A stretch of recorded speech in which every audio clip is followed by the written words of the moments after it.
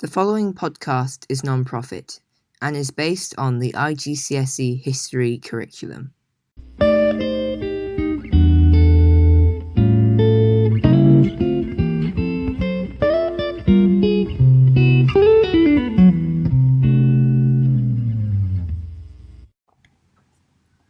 Hello to all listeners. This is the first episode of the second series, which will be all about the Nazi Party's rise to power.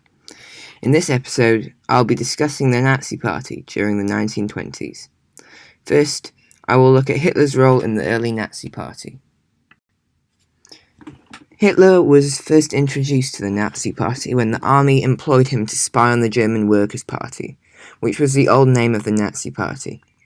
After attending several of their meetings, he quickly realized that he agreed with many of their ideas.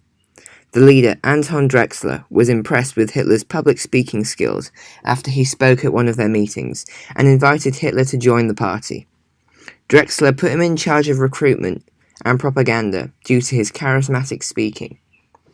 In 1920, Hitler wrote a new 25-point program listing their beliefs and Nazi ideology.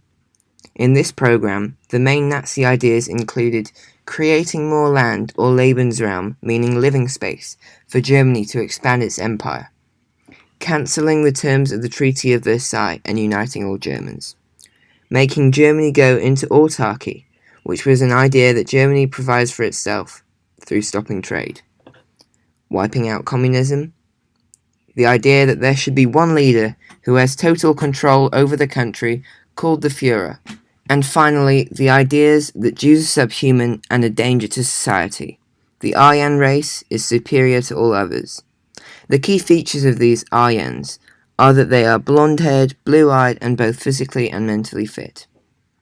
The next year, Hitler set up the Sturmabteilung, or SA, who protected Nazi Party meetings and beat up political opponents. By 1922, the Nazi Party had grown to 6,000 political members, and Hitler became their leader. In 1923, Hitler plotted to overthrow the Weimar government. The government in Bavaria was made up of right-wing nationalists and opposed the Weimar government, so he believed that they would support him. On the evening of the 8th of November, Hitler and the Nazis, with the support of the popular General Ludendorff, burst into a meeting at the beer hall in Munich and threatened the Bavarian leader at gunpoint, forcing him to support their putsch. However, Ludendorff made the mistake of letting von Kahr and von Lossow leave, and they informed the army and police of the Nazis' plans. This resulted in them being attacked by the army, with 16 of them being killed and many injured, including Hitler, but he fled in a car and was later arrested, put on trial, and sent to prison after being betrayed by von Kahr. The Nazi Party was also banned for 2 years. On the one hand, some people think that the Munich Putsch was a failure. One reason is because Hermann Göring and Hitler, important members of the Nazi Party, were injured, while 16 Nazis were killed, and Hitler and Ludendorff subsequently arrested. The Nazi Party was then also banned for 2 years. Secondly, the leaders of the Bavarian government double-crossed the Nazis and informed the army of Hitler's plans. This made it look like the Nazis were weak and were lacking supporters, especially because when Ludendorff pushed through the police, no one supported him. Many believe that this is a key factor that led to the failure of the putsch. On the other hand, some people believe that the Munich Putsch was a success.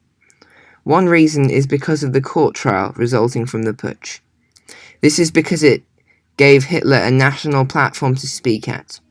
He was able to gain more support, and his public speaking convinced Germans that he was the natural leader of the right-wing nationalists. He was also able to use his time in prison to write his book, Mein Kampf, or My Struggle, which set out Nazi Party beliefs. Secondly, the court was sympathetic to Hitler.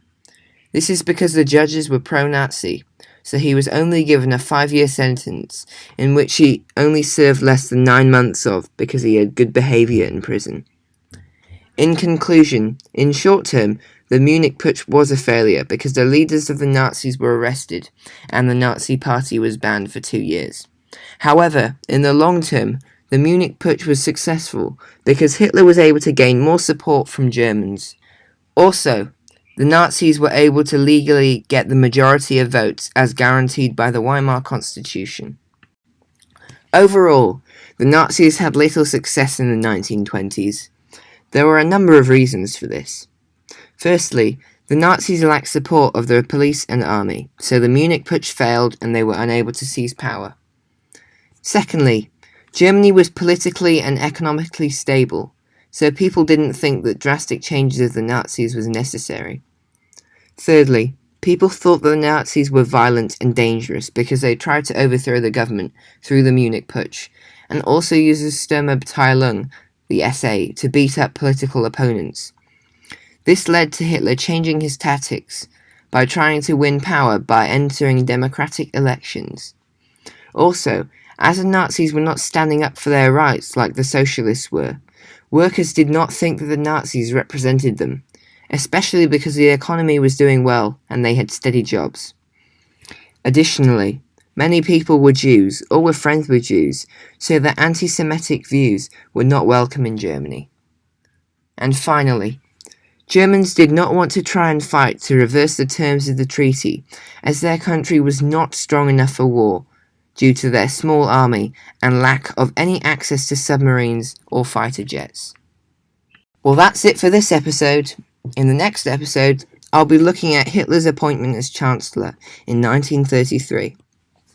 If you would like to read some more revision material, you can use the link in the description of this podcast and browse my website for some notes on topics ranging from the Weimar Republic to Nazi Germany.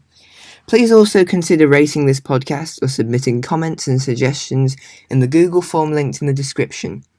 You could also send in a voice message, which I might play in the next episode. Hope this episode helped you in some way. Thank you all for listening. This is the end of the podcast. Thank you for listening.